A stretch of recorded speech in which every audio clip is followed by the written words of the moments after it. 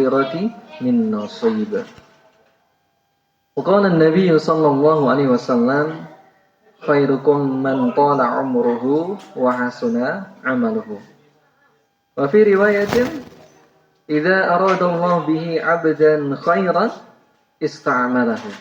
Atau kama qala Rasulullah sallallahu alaihi wasallam. Alhamdulillahirabbil alamin.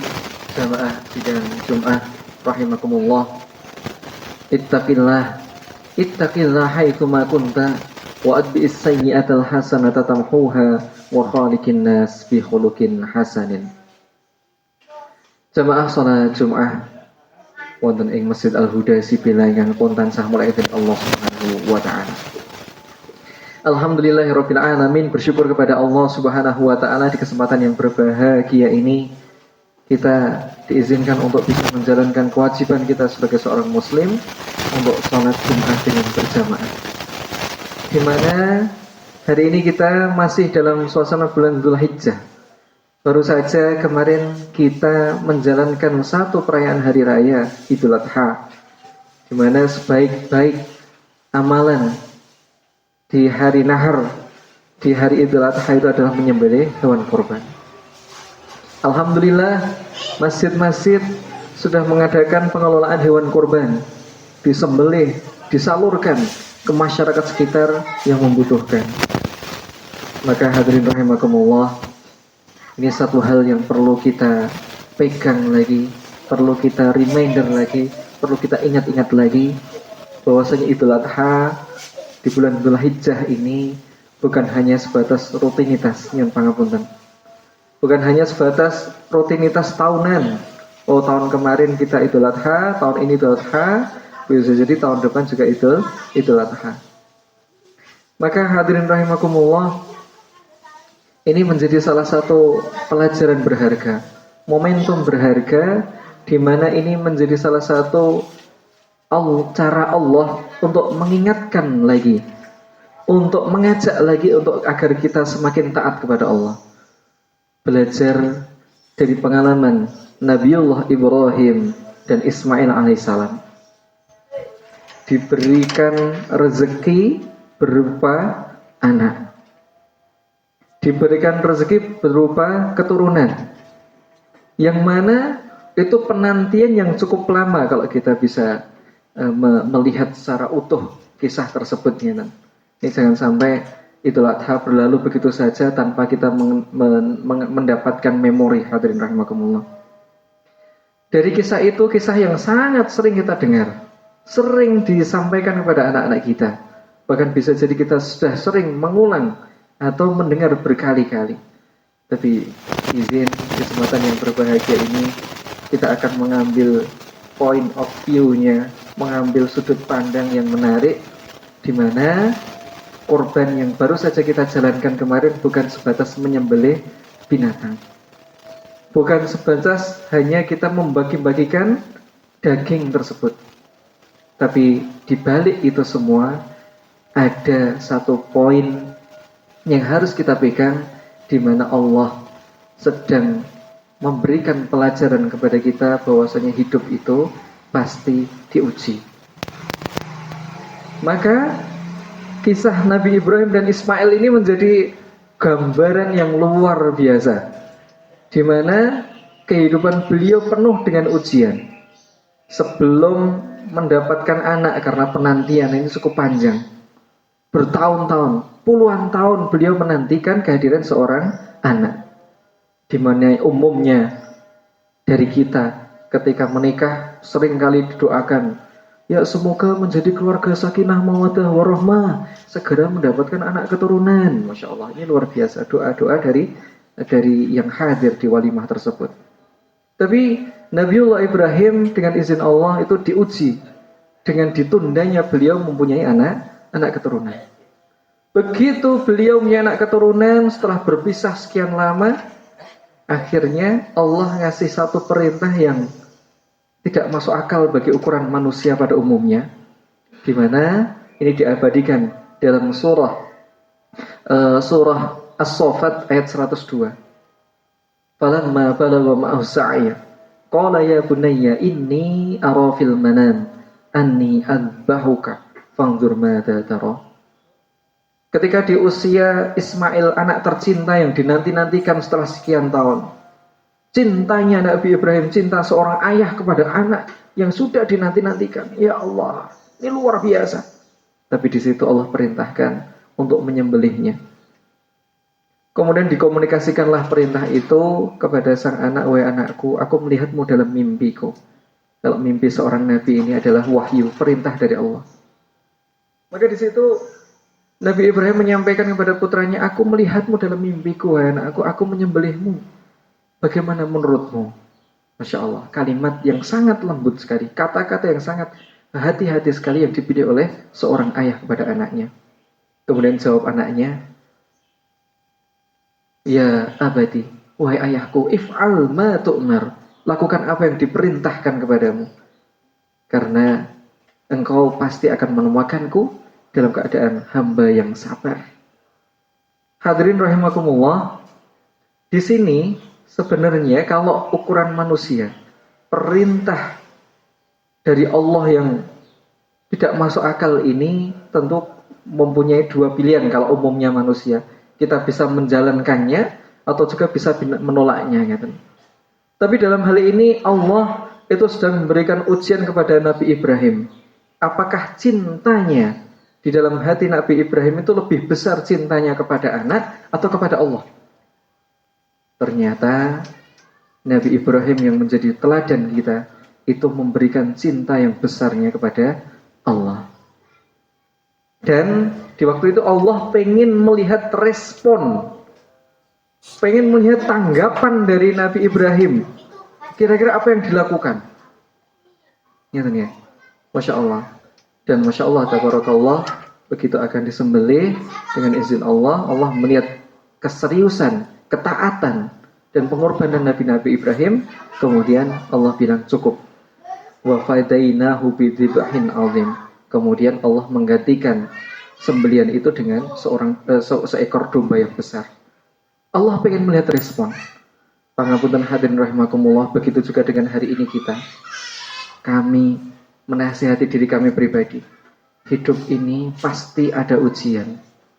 Dan seolah-olah kalau kita saat menghadapi ujian, bisa jadi itu penyakitkah?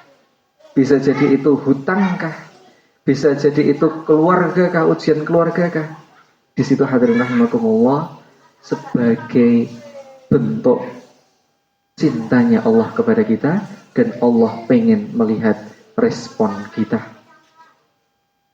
Maka ada sebuah ayat hadirin rahimakumullah dalam surah Ali Imran ayat 142.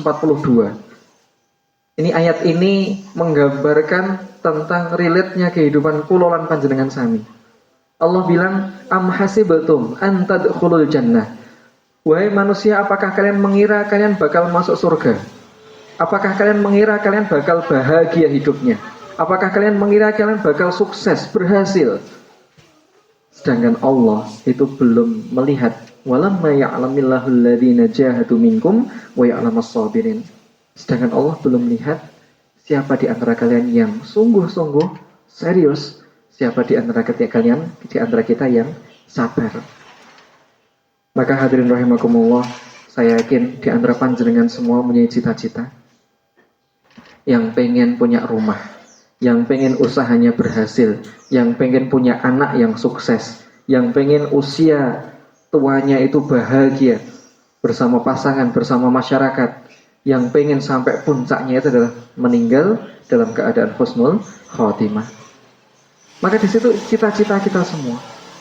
Tapi Allah sudah diwasiatkan dalam ayat ini tadi dengan segala cita-cita yang pangapunten yang kita tentukan, kalau Allah pasti ngasih ujian. Karena Allah pengen lihat kita serius dan mewujudkannya itu. Dan Allah pengen lihat siapa di antara kita yang bersabar menjalani proses. Atas bapak-bapak yang hadir ini, saya yakin di kehidupan rumah tangganya pernah mengalami masa-masa berat. Yang sebenarnya obrolan ringan, karena kondisi hati yang baru emosi, kadang hal yang kecil jadi besar. Guru-guru kowe, Masya Allah.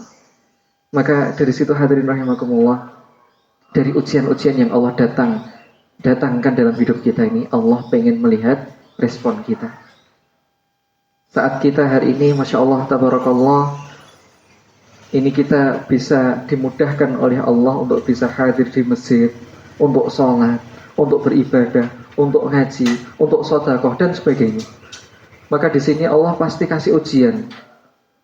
Di mana ketika Allah ngasih ujian itu, Allah pengen melihat kita masih tetap sholat napa mboten? Kita masih tetap taat napa mboten?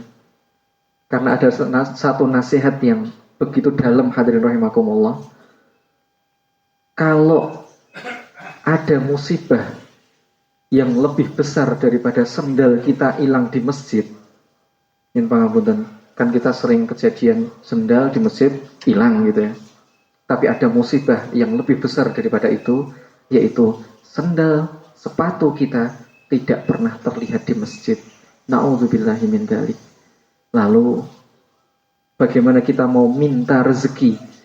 Bagaimana kita mau minta solusi kepada Zat yang Maha Pemberi rezeki, sedangkan kita nggak pernah absen, tidak pernah hadir di saat Allah manggil.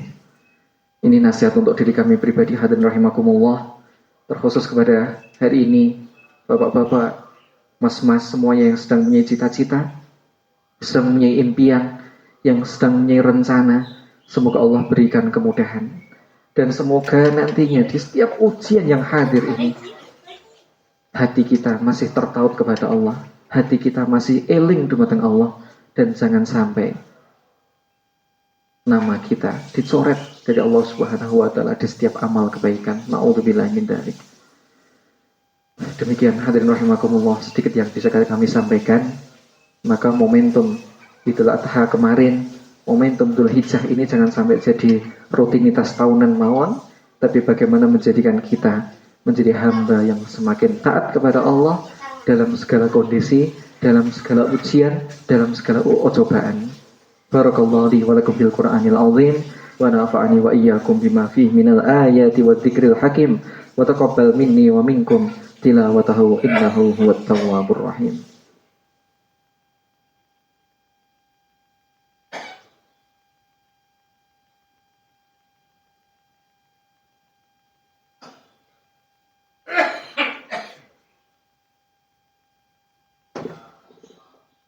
Alhamdulillah, alhamdulillah wa kafa, salatu wassalamu ala rasulihil mustafa wa ala alihi wa sahbihi ahli sidri wal wafa.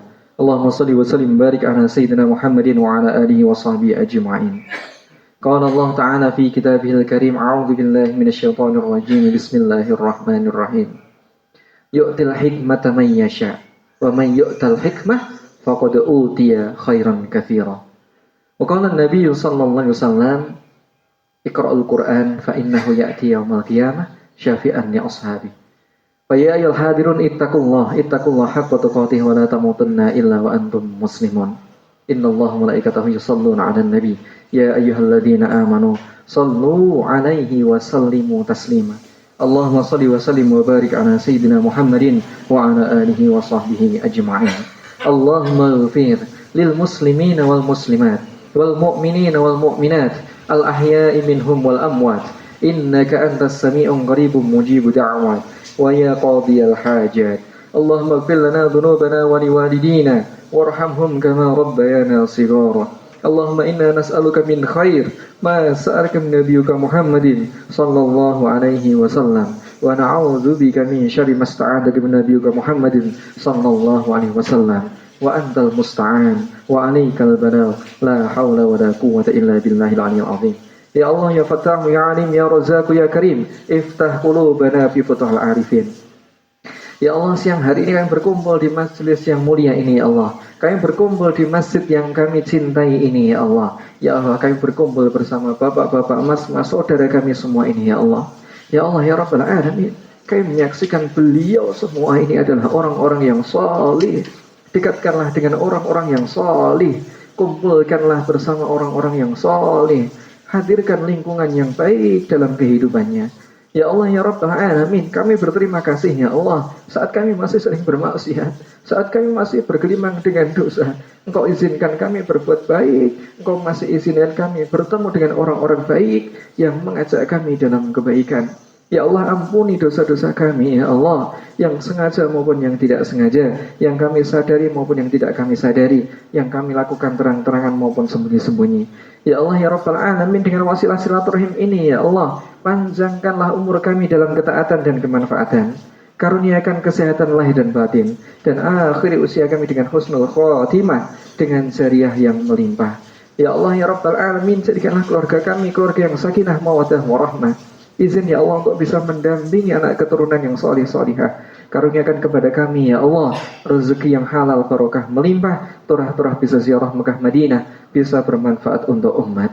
Ya Allah ya Rabbal Alamin, kami berterima kasih ya Allah, Engkau masih panjangkan umur kami untuk bisa melakukan kebaikan. Apabila ada di antara kami yang hari ini belum mendapatkan jodoh, belum mendapatkan anak keturunan, mohon Engkau segerakan ya Allah. Apabila ada di antara kami yang hari ini sedang sakit, mohon Engkau berikan kesembuhan. Apabila ada di antara kami yang hari ini sedang terbelit hutang, mohon Engkau lunasi ya Allah. Apabila ada di antara kami yang hari ini usahanya sedang sepi, belum mendapatkan tempat tinggal yang layak, belum mendapatkan pekerjaan yang mencukupi, ya Allah berikan kemudahan ya Allah. Ya Allah ya Rabbal Alamin, wabil khusus masjid yang kami cintai ini ya Rabb, jadikanlah masjid ini, Masjid Al-Huda Sibila ini menjadi masjid yang makmur dan memakmurkan, menjadi masjid yang membahagiakan, menjadi masjid yang penuh dengan kemanfaatan. Di sini kami sholat dan kelak kami disolatkan ya Allah. Ya Allah ya Rabbal Alamin, wabil khusus orang-orang yang telah mengurusi masjid ini, orang-orang yang telah mewakafkan masjid ini, orang-orang yang telah memakmurkan masjid ini, muliakan hidupnya dunia dan akhirat ya Allah. Berkahi rezekinya, berkahi usianya, berkahi keluarganya, dan jagalah kami dalam ketaatan, jagalah kami dari kemaksiatan, dan istiqomahkan kami dalam kebaikan. Rabbana atina fid dunya hasanah wa fil akhirati hasanah wa qina adzabannar walhamdulillahi rabbil alamin. Ibadallah, innallaha ya'muru bil adli wal ihsan wa ita'i dzil qurba wa yanha 'anil fahsya'i wal munkari wal baghi ya'idukum la'allakum tadhakkarun fadhkurullaha yadhkurkum wa yazidu wa yu'tikum wa la dzikrullahi akbar.